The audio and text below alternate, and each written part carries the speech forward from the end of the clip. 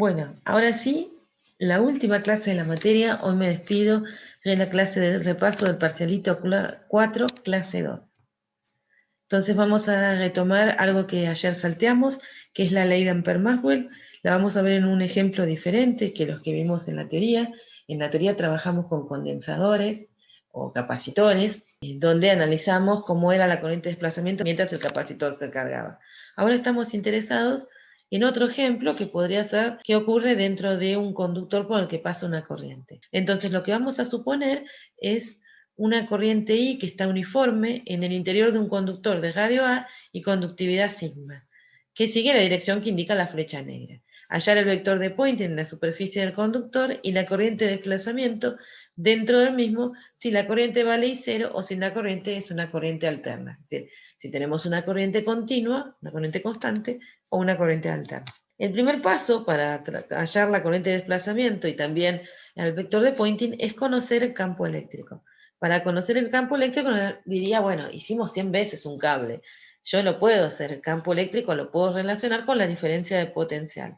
Pero ni la diferencia de potencial ni la longitud del cable son datos en este problema. Los datos de este problema son la corriente que va por el cable y la conductividad del cable. En consecuencia, tenemos que trabajar esto de otra manera. ¿Cómo lo vamos a trabajar? Con una ley que esté relacionando al campo eléctrico y a la densidad de corriente. ¿Cuál es esa ley? La ley de Ohm.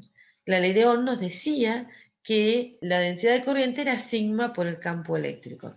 En ese momento la llamamos microscópica para distinguirla a la que habitualmente se llama la ley de Ohm, que es que la diferencia de potencial es I por R. Pero vimos también la demostración en esa clase hace mucho, que esta expresión de la ley de Ohm, que es la densidad de corriente igual a sigma por el campo eléctrico, se podía convertir en la otra. Bueno, volvamos a esta ley y lo que tenemos que hacer es reescribir a la densidad de corriente para poder encontrar el campo. ¿Y cómo escribimos la densidad de corriente?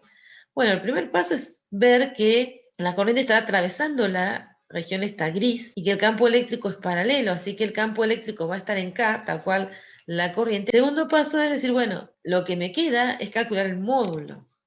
Para calcular el módulo tengo que usar la definición de la corriente. La corriente es la integral de flujo de la densidad de corriente a través del área que atraviesa esa densidad de corriente. Ahora, esa densidad de corriente atraviesa perpendicular al área gris y el diferencial de área también. Son paralelos. Así que esta integral me queda la integral de J por el de A en módulos, ¿no? Porque no aparece, no forman ángulos entre ellos, son paralelos. Y J, como dice el enunciado, esta palabra clave uniforme, es uniforme a través de esta superficie gris clarita. Entonces sale de la integral y me queda la J por la integral del diferencial de área que me da el área de la superficie gris clarita. Entonces, de esta expresión de que I es J por A, puedo despejar el módulo de J, de la densidad de corriente. ¿Qué es lo que está hecho acá? Es I sobre el área. Pero I vale I0 sobre el área que vale pi por A cuadrado. Listo, encontramos el campo eléctrico. Podemos ahora ir a calcular la corriente de desplazamiento.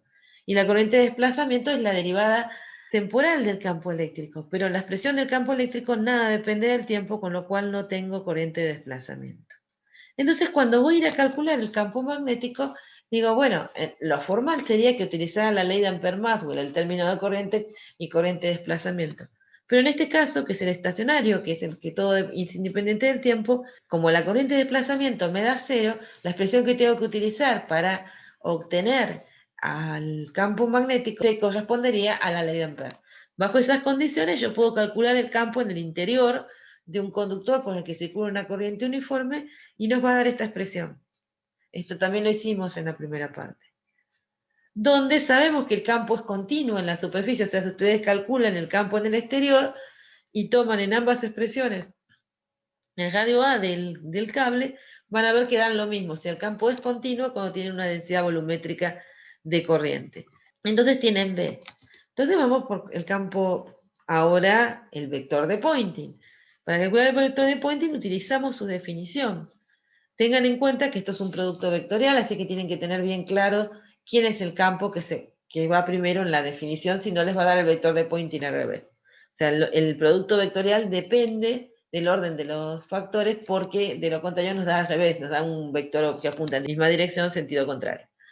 Bien, entonces, E y B son perpendiculares, uno está en K y el otro está en θ, uno está en la dirección axial y la otra en la dirección tangente, así que esto nos va a quedar 1 sobre mu0 por el producto de los módulos. Hasta aquí vamos bien. Después la dirección es k vector tita, que nos diga menos r. Reacomodamos la expresión y nos queda un vector de Poynting que está apuntando en la dirección radial negativa. Y esta expresión para el vector de Poynting vale para r menor o igual a a. Un detalle más. Si yo quisiera calcular la potencia, la energía que está relacionada con el vector de Poynting, entonces yo tendría que calcular el flujo. ¿Por qué tengo una primita acá? Porque habitualmente en los libros de electro, cuando se está pensando en el sistema, uno tiene que pensar que si un vector de Poynting está saliendo, está perdiendo energía el sistema, ¿no? Porque se la está llevando el vector de Poynting. Entonces, esa idea de un vector de Poynting saliente da un flujo saliente, entonces da una potencia saliente, implicaría que el sistema está perdiendo energía. Entonces, para tener como convención decir, bueno, si yo me centro en la energía del sistema para plantear la conservación de la energía, esto representaría una pérdida, entonces le pongo un signo menos para que cuando el flujo del vector saliente del vector de Poynting sea saliente y me dé positivo, yo sé que mi sistema pierde energía, le pongo un signo negativo. Pero si no, para este caso en particular, que quiero calcular la potencia involucrada, no me estoy preocupando por el signo, pero le estoy poniendo una primita simplemente para distinguirlo, para no confundirme cuando voy a leer algún libro de electro.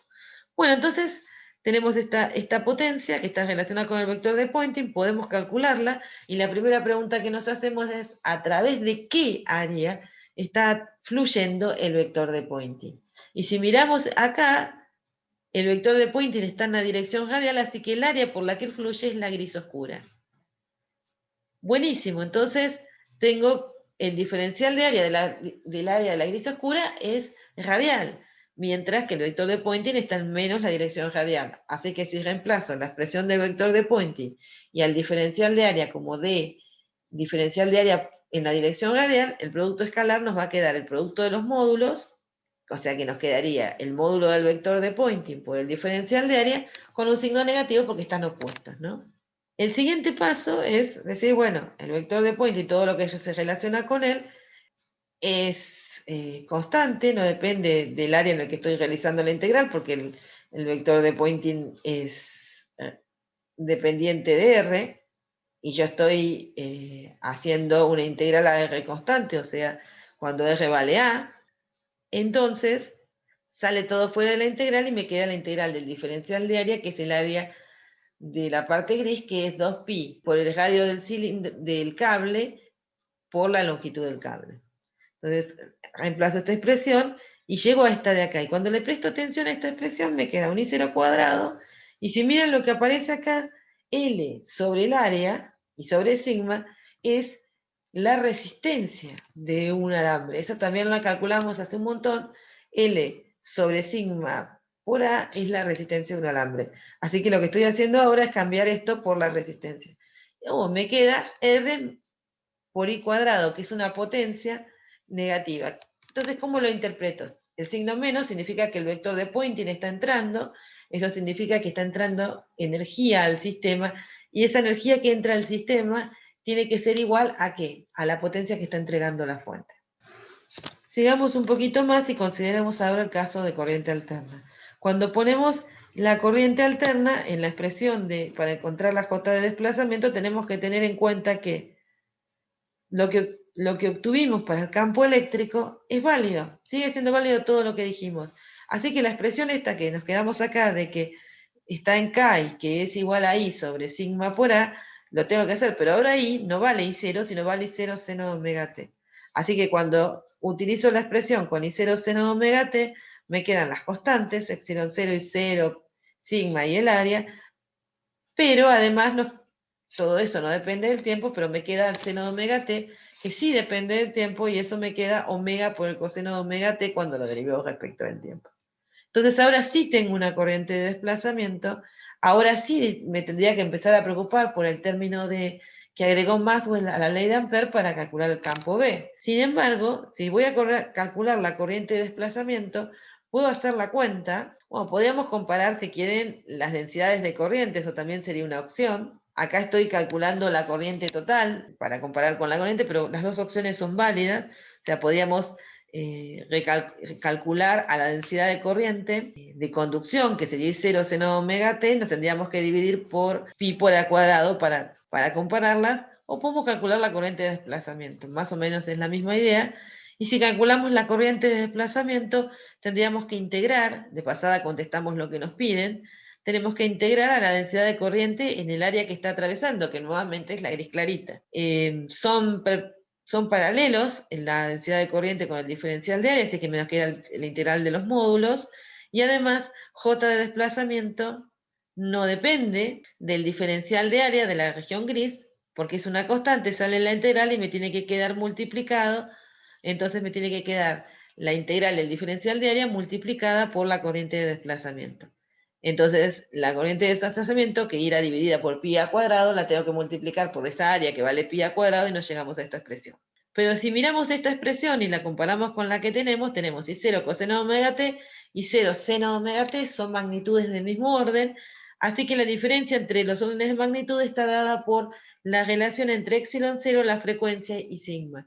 Para frecuencias moderadas, las frecuencias que se suelen utilizar en cables cuando hacemos conducir corrientes, esto es mucho menor que 1, con lo cual la corriente de desplazamiento siempre va a ser mucho menor que la corriente de conducción. En este caso, con las frecuencias moderadas. Y eso nos habilita a despreciar nuevamente el término que agregó Maxwell a la ley de Ampère y usar Ampère para determinar el campo de inducción magnética. Acá es una A. Bueno, imaginen que logré hacer una A. Bueno, continuemos entonces y ahora sí podemos calcular el vector de Poynting con el mismo procedimiento que hicimos antes, pero con una expresión del campo eléctrico donde aparece el seno de omega t, o sea, utilizo en lugar de i y 0 seno de omega t.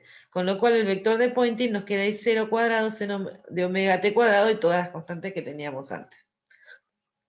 Y nos queda apuntando en el interior. Y si quisiéramos calcular el flujo, también nos daría i cuadrado por r.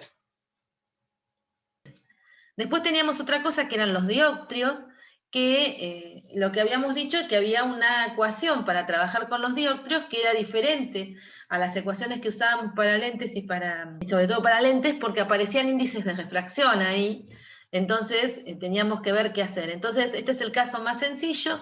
Tenemos una pequeña partícula de polvo de 1 milímetro en el centro de una esfera de vidrio de índice 1,5 y radio 5 centímetros, y nos preguntan de qué tamaño y en qué posición veremos la partícula. O sea, nosotros, en el caso de una esfera, siempre vamos a estar en dirección normal a la superficie, nos pongamos, estamos mirando hacia adentro y queremos ver dónde vamos a ver esa particulita de polvo que nos quedó en la esferita de vidrio que construimos para algún motivo. Para poder trabajar necesitamos tener la ecuación que se maneja con los dioptrios, en la cual, fíjense que la diferencia es que nos aparecen los índices de refracción. Y acá se puede definir un foco, pero no, acá también tienen foco objeto y foco imagen, lo pueden definir como hablamos ayer, pero no vale la pena que se metan en tanto lío. Lo importante es que recuerden esta expresión, que están relacionando los índices de refracción del medio de donde proviene la luz al medio donde está llegando. Y que siempre tienen que ver qué están observando ustedes para decidir cuál es el medio del que proviene la luz. Entonces, fíjense, acá yo ya tengo la cuenta resuelta para calcular la posición y puse que 1,5 era el índice de refracción del medio donde proviene la luz. Y si se acuerdan ese problema que hicimos del gato y la pecera, nosotros si estábamos mirando al pez, éramos el gato, decíamos, bueno, la luz viene del pez. Acá hicimos lo mismo, si yo estoy mirando la burbuja, estoy mirando la partícula de polvo, estoy mirando la luz que proviene de la partícula de polvo. Así que el medio de donde viene la luz es justamente la esferita. Y el medio hacia dónde va es el medio en donde estoy yo mirando, que sería el aire. La posición respecto de la superficie curvada nos dicen que son 5 centímetros, o sea, 0,05 de metro. Y tiene un signo positivo. Y recuerden que acá juega la convección de los dioptrios, que es parecida a la de los lentes, que vamos a decir que la posición de un objeto es positiva si se encuentra del lado que viene la luz. Así que hasta ahí vamos reemplazando acá signo correspondiente. Q habrá que encontrarla. Bueno, acá reemplazamos con la misma lógica, el medio donde va la luz menos el medio de donde proviene, Y acá va el radio. Y el radio, recuerdan que era positivo si estaba del lado de los rayos refractados. En los rayos refractados, si yo tuviera mi ojito por acá, estarían de este lado. Así que, en este caso, es negativo porque el radio está del lado que viene la luz. Acá hay una cuenta y pueden sacar cuánto vale la posición del objeto. Y nos dice que está a 0,05 de la superficie. ¿Se acuerdan qué significaba en lentes o en dioptrios una posición de la imagen negativa? ¿De qué lado está la imagen si tiene una posición negativa? ¿Quiénes forman esa imagen? ¿Los rayos refractados o las prolongaciones de esos rayos? Si lo pensamos en una lente, ¿se lo acuerdan más? Si pensamos en una lente, ¿cuándo decidimos que la posición de una imagen es positiva? ¿Cuando la forman los rayos refractados o se está del lado contrario al que viene la luz? ¿O cuando la forman las prolongaciones de esos rayos, con lo cual se forma del lado que viene la luz? ¿Cuándo es positiva Q para una lente? Cuando la forman los refractados. Claro, acá estamos mirando refracción en el dioptrio también. Está bien, no estamos mirando las dos superficies, ¿no? No estamos mirando a través del dioptrio, sino estamos mirando algo que está dentro del dioptrio. Pero la convención es la misma, como vamos a seguir, para que llegue la información a mis ojos, voy a tener que mirar rayos refractados. Si la imagen se forma del lado de los rayos refractados, su distancia respecto de la superficie del dioptrio es positiva. Eso quiere decir que la imagen del objeto se forma exactamente, en este caso, con las cosas que puse, exactamente en la posición que está el objeto. Esto es por la cuenta, guarda que en cualquier otro caso van a tener que sacar la cuenta y ver dónde queda. Bueno, después si que queremos calcular el tamaño de la imagen, o sea, la imagen se forma donde tengo ahora el punto rojo, exactamente donde está el objeto. Lo que podría querer saber es qué tamaño tiene y si está derecha o invertida. En particular, acá la partícula parece circular, ¿no? Así que el derecho o invertido mucho sentido no va a tener, pero si tuviera algún tipo de formita, pues ahí me interesaría saber si es derecha o invertida. Entonces, el aumento se sigue definiendo como el aumento lateral como H' sobre H. Pero en un dioptrio entran en juego los índices de refracción. Entonces, cuando van a escribir ese aumento en función de las distancias objeto de imagen, en vez de quedarles menos Q sobre P, les aparecen los índices de refracción. Entonces, de los dos medios. Bueno, si usamos esa expresión para el aumento, pueden saber cuánto valía el tamaño del objeto y fíjense que el medio desde donde viene vale 1,5, el Q lo acabamos de calcular, el medio donde van vale 1 porque está saliendo donde están nuestros ojos y la distancia a la superficie es positiva y vale esto, así que lo que vemos es que el aumento nos termina dando positivo y 1,5, es decir, que lo vemos más grande, está derecha, si tuviéramos alguna forma de distinguir el derecho en esa partícula, y además es virtual, porque está del lado de las prolongaciones de los rayos. Así que esto es más o menos como trabajar con una lente, o sea, ustedes también podrían empezar a hacer ley de refracción y un montón de ángulos para sacar estas cuentas, pero lo más sencillo es trabajar con esta expresión. Lo que nos queda de óptica geométrica ahora es tratar de ver algún instrumento óptico y lo importante que tienen que tener en cuenta cuando trabajan con una secuencia de lentes o de instrumentos ópticos es eso que les dijimos al principio. Si tengo un objeto, vemos el primer espejo, lente, lo que sea que hayamos puesto primero, vemos la imagen que forma y esa imagen va a ser el objeto del siguiente. Así que acá tengo dos lentes, la idea es analizar una especie de microscopio y lo que quiero tener en cuenta es eso, que la imagen que forma el objetivo, recuerdan que el objetivo está cerca del objeto, tiene que ser el objeto del ocular. O sea, tengo objeto, el objetivo genera una imagen, esa imagen es captada por el ocular y genera la imagen final. Y en el caso de un instrumento óptico, normalmente lo que sigue después de esto es el ojo, así que cuando uno calcula aumentos lo hace pensando que la última lente actúa de lupa. Entonces utiliza, en lugar del aumento lateral, utiliza el aumento que tiene que ver con el angular, ¿no? Que nuestros ojos ven más cuando tenemos un mayor ángulo. Vemos más ampliada la imagen. Entonces nos dicen, las distancias focales del objetivo y del ocular de un microscopio son 18 milímetros y 127 milímetros. 18 para el objetivo, 127 para el ocular, y recuerden que siempre el objetivo tiene la menor distancia focal porque es la que queremos que esté cerca del objeto.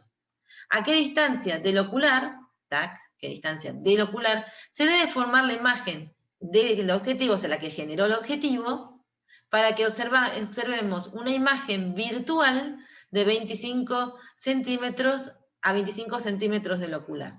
Esto es un trabalenguas, sí, es un trabalenguas, porque nos preguntan a qué distancia del ocular se debe formar la imagen formada por el objetivo para que la última imagen esté a 25 centímetros, que es el punto próximo de un ojo. O sea que ahí tenemos el aumento en pleno funcionando como lupa al ocular.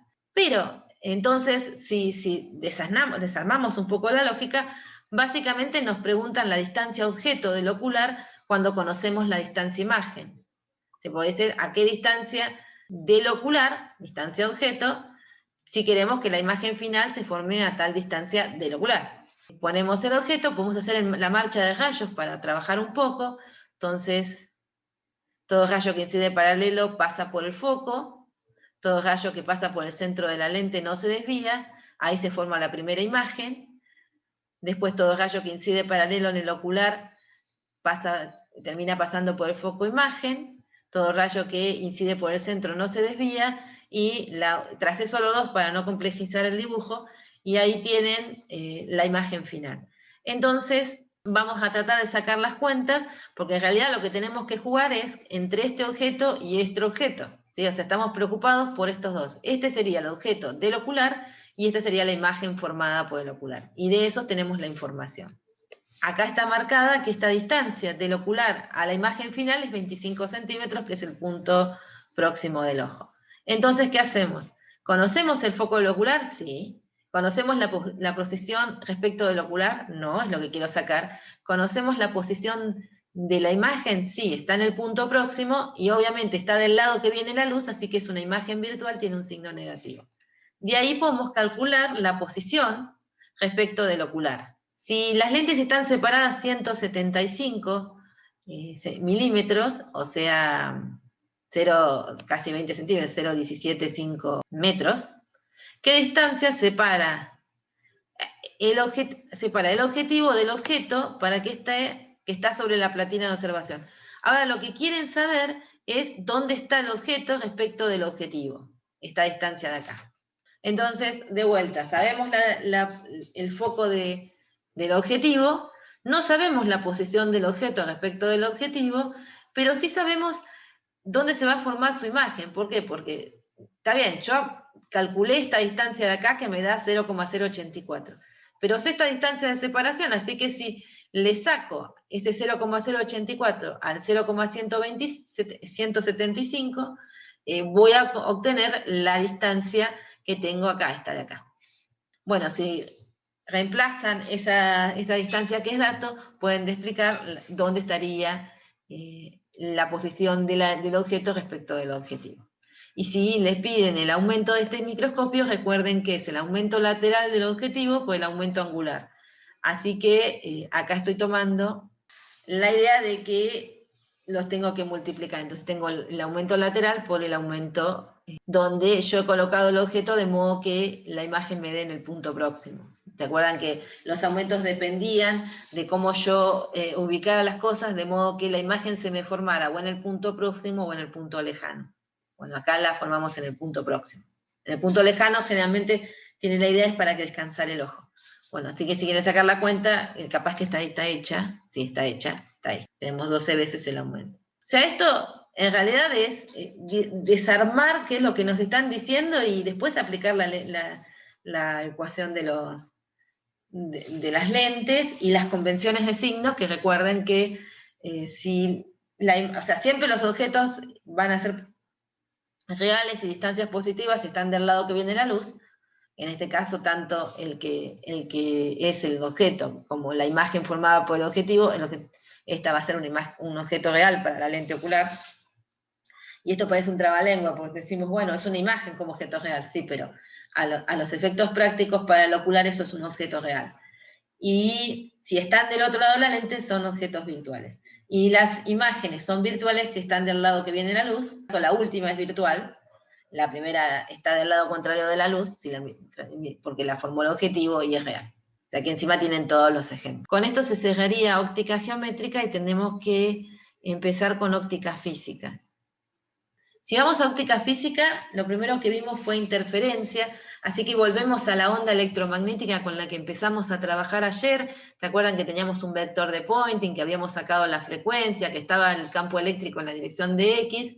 Y vamos a suponer incidencia perpendicular sobre una película delgada de índice de refracción igual a 1,5 que descansa sobre agua que tiene un índice de refracción de 1,3. Entonces voy a llamar N2 a 1,5, N3 1,3 y N1 vale 1 porque es el aire. Entonces, la primera pregunta que nos podemos hacer es si en esta película delgada esperaríamos que se cumplan las condiciones para que se produzca interferencia y entre quiénes van a ocurrir la interferencia. Entonces, en esta situación, ¿qué condiciones le pedimos para que se produzca interferencia? Podemos partir primero qué le pedimos a la onda y luego qué le pedimos a la película. A la película que sea delgada y a la onda. Lo delgada, o sea, delgada es relativo, ¿no? Uno siempre compara, yo soy delgada respecto de una persona de 120 kilos, pero soy gordita respecto de una de 60. Entonces, Respecto de la longitud de onda. no, era otra cosa, es parecido. Es una longitud. ¿Se acuerdan que era la longitud de coherencia? O sea, esa longitud en la que podemos asegurar que la onda o sea, que la onda que fue y vino tiene una fase consistente, o sea, que pudimos predecir la fase de la onda que va y viene. O sea, las que vamos a interferir, podemos predecir, en un momento conocemos las dos ondas, podemos predecir el valor que va a tener un tiempo después cuando se interfieran. Eso, si supera la longitud de coherencia, supera el tiempo en que la fuente puede mantener coherentes sus emisiones, cambia aleatoriamente su fase, entonces vamos a lograr la interferencia. Así que va por la longitud de coherencia. Así que sí, delgada para que sea menor que la longitud de coherencia. Buenísimo. ¿Qué otra cosa? Eso es sobre la película. Y sobre la onda, ¿qué necesitamos? ¿Qué pedimos a la onda? Que sea monocromática. Que sea monocromática, porque necesitamos que hacer interferir ondas monocromáticas, o en el caso de que sean policromáticas, vamos a tener por ahí, o sea, podemos llegar a ver un continuo, ¿no? Vamos a ver que se producen determinadas interferencias, pero se nos va a complicar determinar bien el patrón, ¿no? Así que se interfieren las ondas monocromáticas. De que al menos tenemos que tener. ¿Y alguna cosa más? No, ahí estamos, ¿no? Entonces ahora vamos a ver quiénes interfieren. Entonces miren el dibujo y fíjense que cuando la onda incidente llega a la primera superficie, una parte se refleja, trazamos la normal y la otra parte se transmite entre un índice mayor, así que tengo que achicar el ángulo, vuelvo a trazar la normal y una parte se va a reflejar y otra parte se va a transmitir. De la que se reflejó, si la siguen arriba, podríamos trazar la normal y una parte se transmite y la otra se refleja. La segunda ya no la dibujamos porque es mucho menos intensa. Ah, no, perdón, esa sí la dibujamos porque la necesitamos. Trazamos la normal, trabajamos la reflejada. Me adelanté. Entonces, una parte en la primera superficie se refleja, otra se transmite. Llega hasta acá, una parte se refleja, otra se transmite. La que fue hasta acá subió, una parte se transmite y otra parte se refleja hacia el interior nuevamente de la película. Acá es donde va el comentario, esta ya es mucho menos intensa, por eso no la seguimos dibujando, pero podríamos seguir haciendo este jueguito, pero son cada vez menos intensas. Y lo que terminamos siguiendo es a la transmitida. Entonces se interfieren estas dos, 1 y 2, y se interfieren 3 y 4. Tengan en cuenta que, por ejemplo, cuando vimos cuñas, vieron que habíamos ejemplos en la teoría de cuñas y tenían problemas para resolver en la práctica.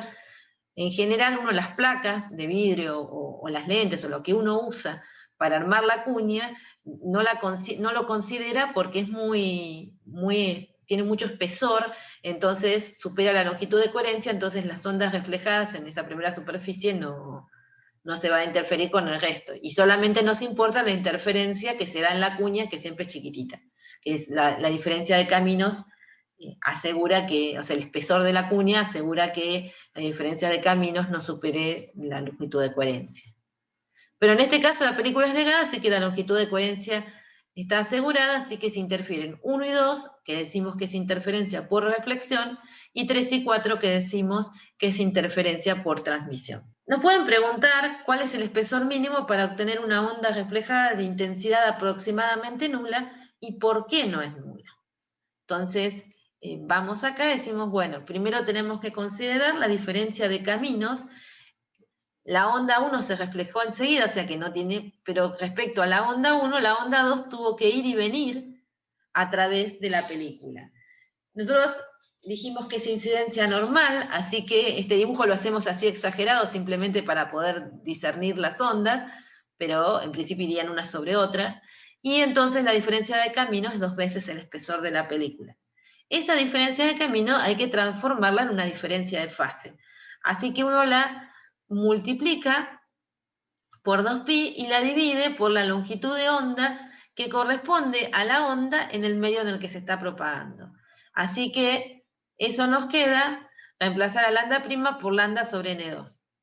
Si vamos acá arriba, la longitud de onda la habíamos calculado, esta onda la conocíamos desde ayer, así que la longitud de onda, si tuviéramos que reemplazarla, la podemos reemplazar. Y tenemos el índice de refracción n2 también. Así que lo que nos queda es justamente esto, nos va quedando en función del espesor. Pero acá hay un detalle más. Cuando pasé de acá a acá, o sea, obviamente reemplacé lambda prima por lambda sobre el índice de refracción, por eso este pedazo me quedó escrito así. Pero acá le sumé un 0 como para dejar algo en detalle. Ese 0 proviene de las diferencias de fase de la onda cuando se refleja. Entonces, vamos de vuelta a la onda a la que estamos considerando, que es la onda 2, proviene de una transmitida que se refleja acá. ¿Qué dicen? ¿Hay una diferencia de fase acá? ¿Por reflexión? No, está pasando de un medio de mayor n a menor. Claro, y cuando vamos acá no va a diferencia de fase porque es la transmitida la que estamos siguiendo. Así que ese 0 está escrito acá específicamente para recordar eso. Me falta el phi 1, ahí está, salió uno antes que el otro. Respecto de la onda 1, fíjense que la onda 1 sí tiene una diferencia de fase, porque la onda 1 es producto de una reflexión en una superficie que va desde el aire a un índice de refracción mayor, así que ese sí tiene un desfasaje de pi. Así que el desfasaje entre las dos ondas tiene que ser la diferencia entre los dos desfasajes, o sea, entre las dos fases que se les agregaron, a una por reflexión y a la otra por haber hecho un camino diferente. Así que el desfasaje total entre las dos ondas es este. Como quiero ver el mínimo espesor para obtener una onda reflejada de intensidad aproximadamente nula, el aproximadamente nula ya me está diciendo que quiero interferencia destructiva. Entonces igualo mi desfasaje a la condición de que sea un múltiplo en par de pi, porque eso significa que van desfasadas en media longitud de onda, ¿no? Que tenemos un pi de diferencia entre las dos, entonces cuando una está al máximo, la otra al mínimo. Entonces ponemos la condición de interferencia destructiva, y si acá simplemente estoy simplificando los pis, y ahí puedo sacar un espesor, puedo despejar el espesor, que nos quedaría lambda sobre 2n2, y nos tendríamos que poner un m, pero me piden el mínimo, y el mínimo es con el valor más chico de m que puedo usar, que es 1. O sea, obviamente habíamos hablado que m igual a 0 no, porque nos da espesor 0, m igual a 1, cuando despejamos nos da el espesor más chiquito posible. Y ahí tendríamos el espesor de la película. ¿Por qué no es nula? Básicamente porque las intensidades de las dos ondas no son iguales. Esta provino de una reflexión de una onda incidente, pero la onda incidente perdió esta energía cuando pasó a este medio. O sea que ya la onda transmitida acá no tiene la misma energía que tenía la incidente, que encima ahora vuelve a perder energía, o sea que esta reflejada de acá va a tener menos energía que la 1, bien, porque proviene de una onda incidente que tenía menor energía. Y además, cuando quiere pasar al otro medio, pierde parte de su energía por reflexión, así que la 2 tiene menos intensidad que la 1, pero si hacen las cuentas con los coeficientes de Fresnel y los índices de refracción, van a ver que no les dan tan distintas, les dan semejantes, o sea, vamos a ver una atenuación importante. Después, si nos preguntan obtener una intensidad máxima, tengo que volver a pensar que eso va a implicar otro espesor. En ese caso, yo vuelvo a mi condación de desfasajes, porque eso vale para todo, pero tengo que poner que se iguale a una interferencia constructiva, es decir, que sea un múltiplo entero de 2pi, incluyendo el 0, porque el 0 también vale. ¿Se acuerdan que 0? No podemos poner negativo. Esperen, no incluye, sí, incluyendo el 0, porque si ponemos 0 nos va a seguir dando un valor de espesor. Así que acá mirando la expresión, 0 se puede poner, obviamente no se pueden poner valores negativos, porque nos darían espesores negativos. Entonces despejamos, la expresión la acomodamos, esto es un acomodo del anterior, 0 vale 1, 2, pero nos piden el mínimo, así que el mínimo corresponde a m igual a 0. Bien, así que es un cuarto, o sea, la mitad del espesor del anterior. En el de arriba está medio redondeado, un poco más redondeado que el de abajo. Bien, esto más o menos le cierra lo de la interferencia. O sea, si les preguntan por transmisión, tendrían que hacer cosas parecidas con la 3 y la 4. Bien, ahora nos preguntaron solamente por la 1 y la 2. Pero como recuerdo, más o menos. Sí, y si además nos piden la de transmisión, podemos usar lo que hemos visto de la simetría de las ecuaciones. ¿O hacemos todo de nuevo? Si les piden, el consejo sería este. Si les piden reflexión y después le piden transmisión, demuestren la de reflexión y después dicen que podrían usar lo de la transmisión diciendo que la condición está invertida, ¿no? Si solo le piden transmisión, yo la demostraría. No, sí, claro. Porque si no es como que, o sea, igual habría que buscar relaciones de índices que no estén en la práctica, no sé, igual es difícil, no hay tanta, como para que no usen, porque vieron que esto que estuvimos haciendo, el momento crucial acá en el planteo de las ecuaciones, y lo que determina las cosas, es saber si hay o no desfasajes por reflexión, eso es lo fundamental acá. Bien. Entonces, si ustedes, por ejemplo, siguieran la de transmisión y tendrían que ir mirando, decir, bueno, sigo la de transmisión, esta transmite, no me preocupo. Esta viene de una reflexión, ¿pongo? No pongo, por lo mismo que hacen. Esta viene de una reflexión, o sea, perdón, porque viene de una reflexión, ¿pongo? Acá, cuando sigo esta, y, no sé, a ver, no, estoy pasando uno de menor, no, bueno, sigo. No tienen que tener en cuenta esas cosas para plantear las ecuaciones, ¿bien? Es importante que miren si van a poner o no diferencias de fase por reflexión, siguiendo la onda y recordando que es por reflexión. Si no hicieron demostración les piden transmisión y no les han pedido antes reflexión, o sea, no han demostrado nada antes, y bueno, no usen la fórmula de una porque no estaría del todo bien. Y aparte porque si se equivocan o sea, si ustedes intentan demostrar y le erran en alguna interpretación, y bueno, por ahí uno mira y dice, saben qué están haciendo, saben a dónde van. Ahora, si mandan la fórmula de una, no hay vuelta atrás, o sea. Bueno, sigamos acá. El otro efecto que estudiamos era la difracción, así que la onda de ayer ahora se encuentra con una rendija. La rendija tiene un ancho de 0,02 milímetros y nos preguntan si se cumplen las condiciones para observar un patrón de difracción. En particular estamos interesados en el patrón de Fraunhofer. Pero, ¿qué opinan? ¿Qué teníamos que pedir para ver un patrón de difracción claro, estable en la pantalla? Y ya tenemos una onda plana, así que tendríamos que pedir la fuente alejada, creo, pero claro, como ya es plana. Porque la onda es plana, así que... bueno, la otra que pedimos es que la fuente siga siendo coherente, ¿bien? Para que cuando tiene una diferencia de camino entre las ondas, podamos asegurar que se van a interferir. Y la condición que agrega difracción es que la longitud de onda sea menor o del orden de la longitud de onda del ancho de la rendija. ¿Se acuerdan que habíamos estado haciendo cuentas en la última clase, la semana pasada, donde decíamos, bueno, no, si la rendija es muy chiquita, no me pasa la onda, porque el patrón de difracción, a medida que achico la rendija, se extiende y pierde intensidad, porque esa intensidad del máximo se extiende en una región mayor, entonces no me conviene que que la rendija sea muy chiquita porque en un momento no voy a tener intensidad y no voy a ver el patrón. Y si es muy ancha, también pierdo los máximos y mínimos de difracción, quedan un punto, ¿no? Porque todo el patrón se comprime llegando a la condición de que prácticamente no se ve el efecto. Entonces necesitamos anchos de rendijas comparables con la longitud de onda, o sea, que no se vayan a cero o no se vayan a infinito las relaciones. Entonces, esto más o menos es comparable, son 2 órdenes de magnitud, menos, ¿no? Porque tienen un 2pi ahí. Así que es aceptable el valor. Y pedimos monocromática siempre, pero la onda ya era monocromática, así que en principio se cumple. Tenemos un ancho de rendija más o menos, nos va a dar un patrón considerando la longitud de onda de mi onda, y esto era supuestamente coherente y monocromática y quiere una onda plana para poder observar condiciones de Fraunhofer. Entonces, creo que me olvidé una F en Fraunhofer.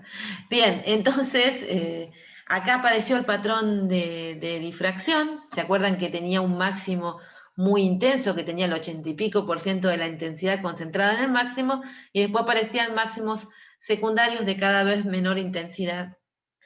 Y que medíamos, bueno, ahora va a aparecer en un gatito el ángulo, ¿no? Para calcular la posición. Estamos observando el patrón a una distancia de 2 metros, o sea que este L vale 2 metros, y me piden que halle la posición de los mínimos de difracción para los órdenes 1, 2 y 3. Entonces, acá tenemos que hacernos una pregunta. ¿Por qué no pido el mínimo de difracción de orden 0? ¿Existía ese mínimo? No, porque te quedaba en el centro, creo.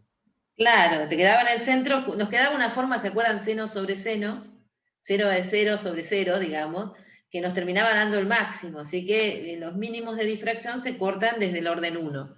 Entonces, los máximos no, los máximos sí van desde el 0.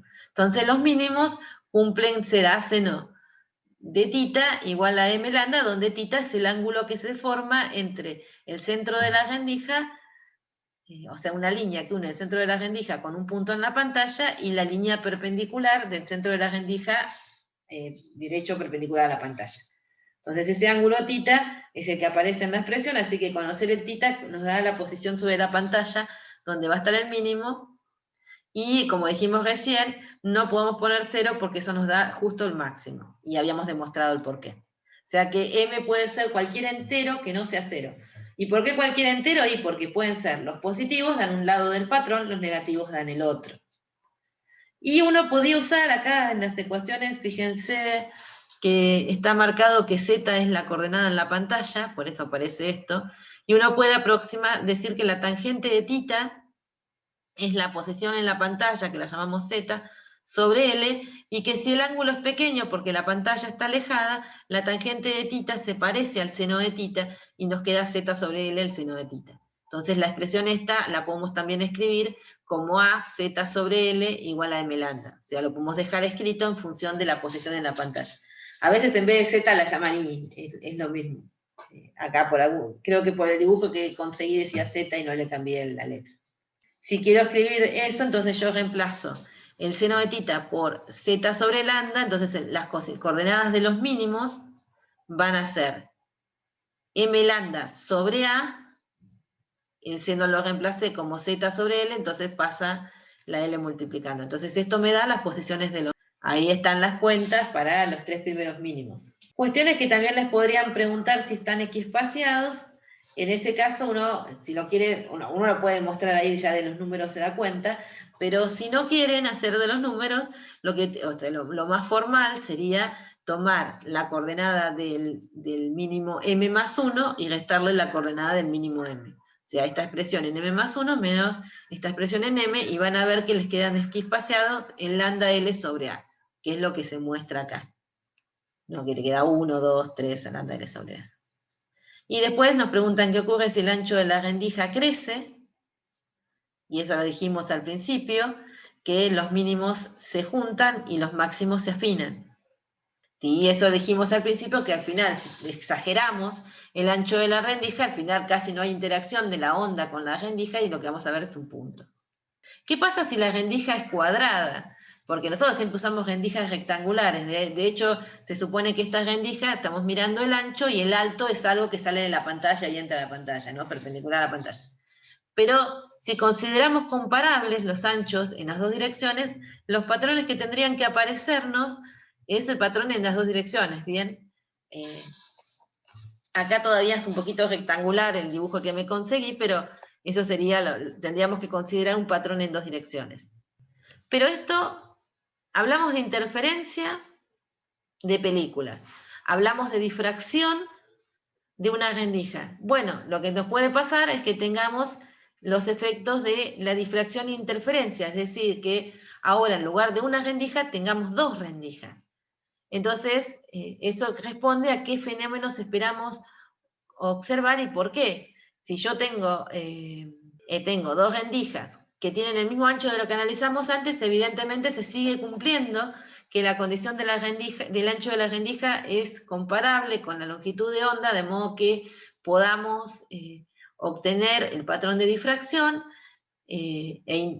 además que las ondas sean monocromáticas y correspondan a una fuente coherente, lo cual es cierto, son monocromáticas, porque es la onda que nos dieron, son fuentes coherentes y estamos en condiciones de pantalla alejada, de fuente alejada, de modo de trabajar con ondas planas, tanto en la rendija llegan como las que después inciden sobre la pantalla. Entonces cumplimos todas las condiciones, ondas monocromáticas, fuentes coherentes y ancho de la rendija adecuado. Entonces nos pueden preguntar qué condición debemos utilizar para determinar los máximos de interferencia que se observan dentro del máximo principal de difracción y cuántos son. Entonces, si queremos ver eso, si queremos dibujar el patrón, tenemos que ver dónde se ubican los máximos o mínimos máximos de interferencia y ver dónde se ubican los mínimos de difracción y superponer los patrones. Los máximos de interferencia se cumplen en d seno de tita igual a m lambda. Y los mínimos de difracción en a seno de tita igual a m' lambda. Obviamente los órdenes m y m' no guardan relación, uno los va ubicando de acuerdo a cómo aparecen con cada uno. Pero lo que sabemos es que si tuviéramos solo interferencia, todo tendría que ir apareciéndome en lambda L sobre D. Si reemplazamos eso de poner, esto sería la coordenada en función de lambda L sobre D, y, o sea, la posición en la pantalla, esto sería lo que estábamos viendo recién en la pantalla en la dirección Z, sería Z, ¿no? Entonces sería, la coordenada Z sería 1 lambda L sobre D, 2 lambda L sobre D, 3 lambda L sobre D, la variable independiente, esta posición en la pantalla, y esto sería el valor de la intensidad. Entonces, si solamente tuviéramos interferencia, la ecuación nos está mostrando, esto imaginen que logré escribir una I, la ecuación lo que nos está mostrando es máximos que alcanzan la misma altura. Pero tenemos el patrón de difracción modulando. Esta línea que está acá, vamos a parar un segundito, se entiende que es el centro de la pantalla, ¿no? Que estamos dibujando la mitad del patrón. Claro, sí. Esto es el centro, el eje, digamos, va del centro en este caso sería del centro de la distancia entre las dos rendijas, ¿no? Y esto iría en las coordenadas sobre la pantalla. Trazan la perpendicular al centro de las dos rendijas y para un lado y para el otro nos dan la coordenada. Si tomamos positivo, estamos mirando para el lado de arriba, supónganse, de acuerdo al dibujo. Entonces vemos estos son las interferencias, pero tenemos el patrón de difracción modulando y tenemos que encontrar el primer orden de difracción. Entonces eso ocurre cuando Z es igual a M' lambda sobre A con M' igual a 1. Bien, entonces aparece acá. Y en este caso en particular, de acuerdo a los números que nos dieron, lo que nos está pasando es que el quinto máximo de interferencia que iba a aparecer acaba de ser anulado por la presencia del máximo de difracción, del mínimo de difracción. Entonces, fíjense, yo tengo que superponer con la modulación del patrón de difracción, con lo cual los máximos de interferencia no alcanzan el máximo valor, y entonces están cortados por el de difracción, y que es el quinto, que era el que debía aparecer en esta posición, es anulado por la presencia de difracción. Entonces, bueno, uno lo que puede hacer es dibujar los dos patrones y superponerlos para darse cuenta, o marcar dónde deben estar. Esto está siempre escrito en función de lambda L sobre D, pero justo lambda L sobre A está justo en este punto, van los dos lo mismo. Esto lo podemos verificar con cuentas, porque lo que pedimos es que el primer mínimo de interferencia, o sea, M' igual a 1, coincida con uno de los máximos de difracción. Y eso nos da que el orden del máximo que se anula está relacionado con el ancho de las rendijas y la distancia entre rendijas, el cociente entre la distancia entre rendijas y el ancho. Eso se sacaba, ¿se acuerdan? Tomábamos estas expresiones que estaban acá y despejábamos el seno de tita, entonces nos quedaba m lambda sobre d y la otra m' lambda sobre a, y obviamente la coincidencia de un mínimo de difracción con un máximo de interferencia nos tiene que dar el mismo seno de tita. Y si nosotros pedimos, en particular, el primer mínimo de difracción, ponemos m' igual 1. Entonces, igualando los senos de tita y poniendo m' igual a 1, se pueden despejar que m tiene que ser igual a d sobre a. En este caso está justo, cerradito, da 5, si no, pueden aproximar al entero más cercano, como para más o menos saber, pues si no lo que pasa es que sube un poquito el mínimo, se corre, no se anula completamente, entonces algo se ve. Entonces aproximen al entero más cercano. En este caso la relación nos da 5. ¿Qué quiere decir? Que el quinto orden de interferencia, que empiezan a contar desde 0, da 0, porque este se puede contar desde 0, recuerden que interferencia en el medio da un máximo. Y estamos mirando máximos de interferencia. Entonces yo digo, bueno, puedo contarlos de acá. Tengo el del medio, que es 1 para que se comparte, y después tengo 4 para un lado y 4 para el otro, me da 9. O puedo ver que si no considero el m igual a 5, tengo que considerar el más en menos 5, ¿no? Eso por el patrón es simétrico. Tengo que considerar que sí van a poder estar el menos 4, el menos 3, el menos 2, menos 1, 0, 1, 2, 3 y 4. Así que, o sea que los órdenes permitidos están entre más o menos el orden que se está anulando. Entonces con eso pueden sacarlo. Y nos pueden preguntar, si tuviésemos 8 rendijas de igual ancho y separadas la misma distancia, ¿qué se alteraría en el patrón que vimos recién? El patrón que vimos recién era ese, así. ¿Qué pasa si tengo 8 rendijas? Esa fue la cuenta discutida, ¿te acordás que dudé de mi propia capacidad de hacer una cuenta y después estaba bien? Estabas vos inclusive. ¿Qué pasa si tengo 8 rendijas? ¿Se acuerdan que si tenemos varias rendijas, primero, los máximos principales de interferencia van a aparecer en las mismas posiciones en las que aparecían los máximos cuando teníamos 2 rendijas? Eso, o sea que la ecuación de los máximos principales de interferencia van a ser la misma, va a ser d seno de tita igual a m lambda, tienen que aparecer en la misma posición. El patrón de difracción es el mismo porque el ancho está definido por el ancho de la rendija. La posición de los máximos está definido por la distancia entre rendijas, así que si no modifiqué la distancia entre rendijas, no modifico la posición entre los máximos. Ahora, si pongo muchas rendijas con la misma distancia, lo que me van a aparecer es máximos secundarios entre los máximos principales. Y esos máximos secundarios tienen mucha menor intensidad. El máximo principal aumenta mucho su intensidad y lo poco que deja queda en un pastito máximo secundario. ¿Cuántos máximos secundarios tengo acá? La cuenta que habíamos hecho ese día nos daba la cantidad de mínimos secundarios que tenía. Y nos daba el número de rendijas menos un mínimo. Bien. Entonces, fíjense, si tenemos 2 rendijas, n-1 nos da un solo mínimo. Así que no hay posibilidad de un máximo secundario entre los 2 máximos principales. Ahora, si tengo 8, n-1 me da 7 mínimos. Entonces tengo la posibilidad de tener n-2 máximos secundarios entre máximos principales. Y es ese pastito que tenemos ahí. Van a ver que n-2 son los 6, acá en este se ve claro que hay 6 máximos secundarios y por lo tanto 7 mínimos. Y si usáramos luz policromática en una red, y bueno, dependiendo de 2 cosas. Una, si tenemos luz continua, o si tenemos un espectro policromático discreto. Y también de la cantidad de rendijas. Cuando más rendijas tengamos, más claro vamos a poder separar un poco, definir más los máximos. Si la luz es continua, lo que vamos a ver es algo de este estilo, que se van a ver separación de los colores, pero no vamos a ver con nitidez la posición de los mínimos de interferencia después del primer orden. Esto sería el primer orden y después aparecen los órdenes siguientes. Y también vamos a ver que los órdenes a veces empiezan a mezclar, que ahora vamos a hacer una cuenta para probar eso. Y si tienen luz discreta y usan la red de difracción, van a poder separar las líneas de emisión de esa luz discreta. O sea, por ejemplo, si tienen fuentes hechas de gases, van a poder ver de qué gas está compuesta viendo las líneas que emite esa fuente. Y para eso necesitamos que las líneas no sean gruesas, de modo que se superpongan, sino que necesitamos que sean líneas. Entonces uno pone una red de difracción con un número grande de rendijas para asegurar que este pastito que está acá abajo, el número de máximos que tienen que aparecer entre dos máximos principales de interferencia, sea grande, y eso hace que se afinen y crezcan en intensidad los máximos principales. O sea, el número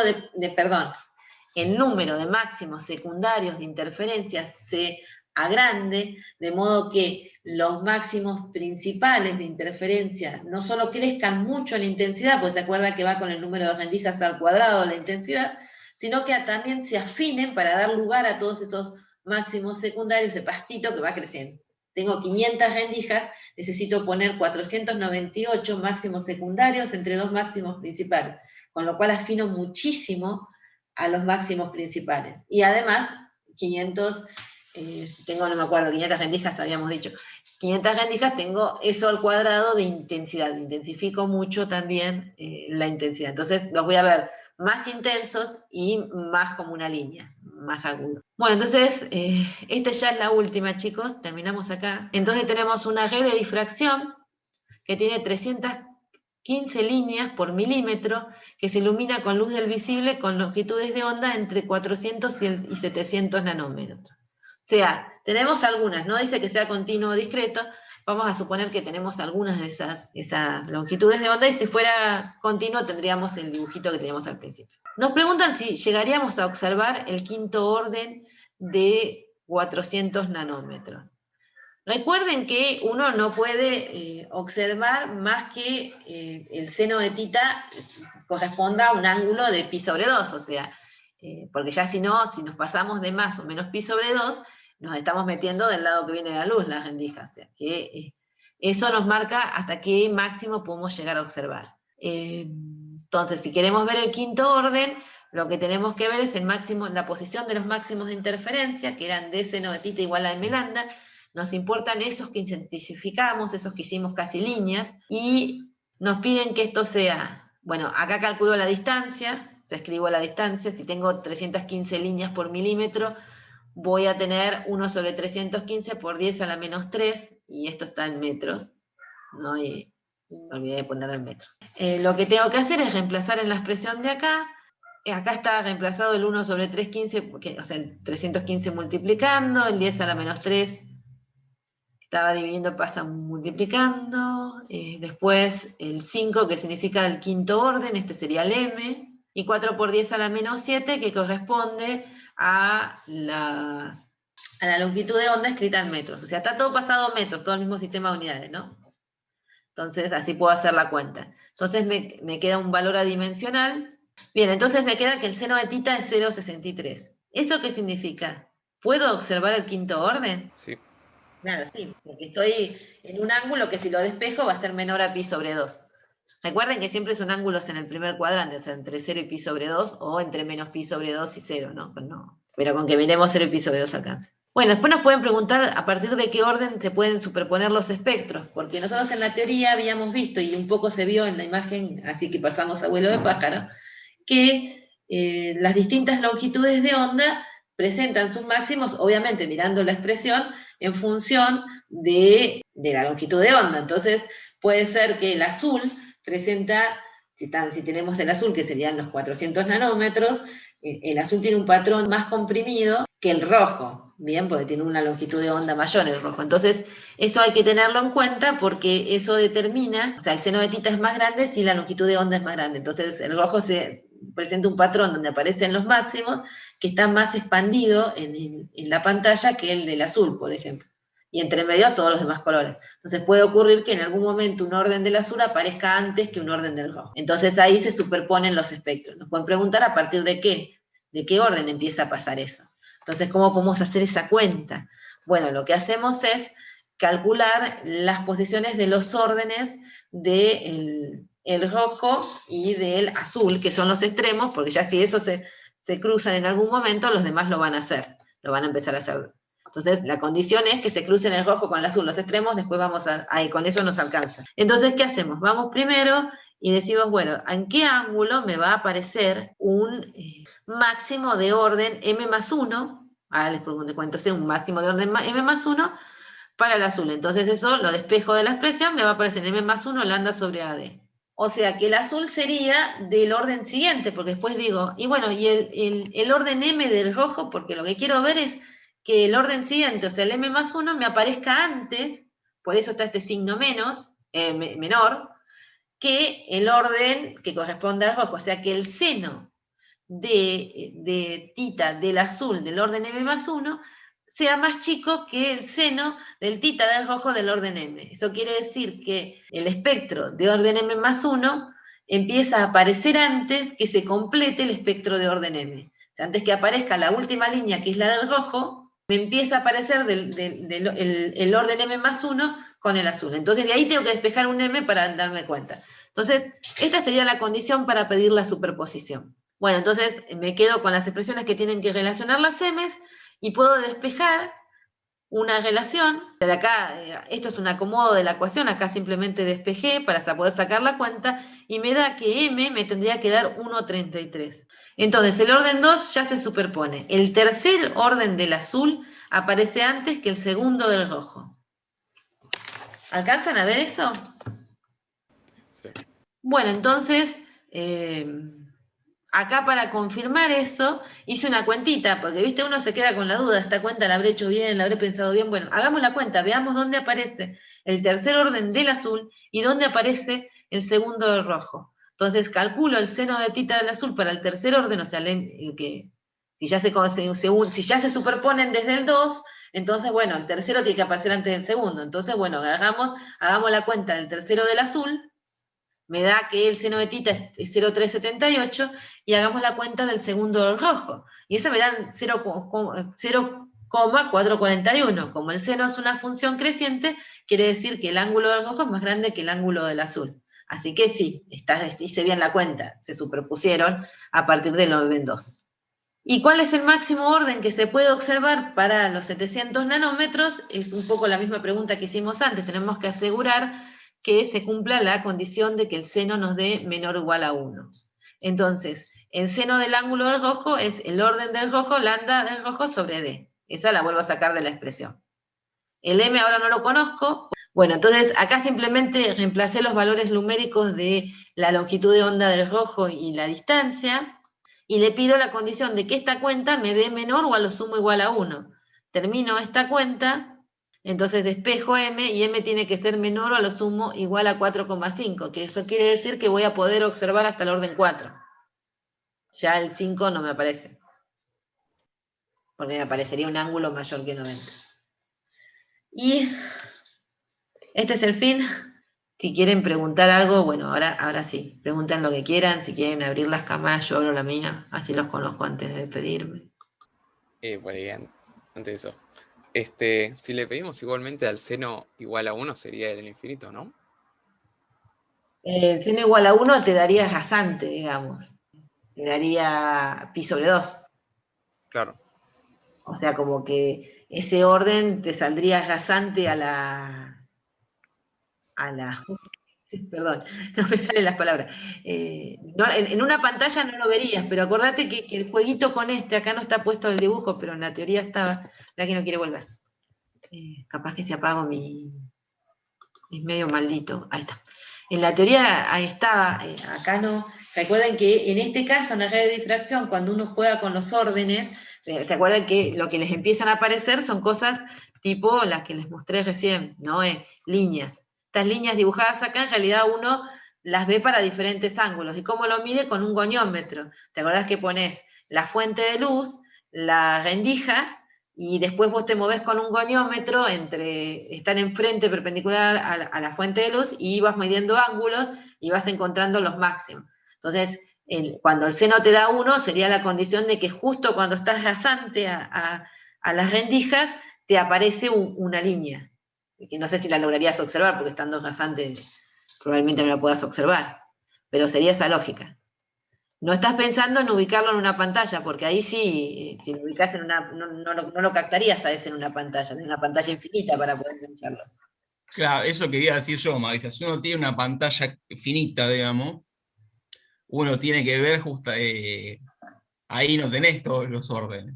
No, claro. Porque se te cae fuera de la pantalla. Claro, claro.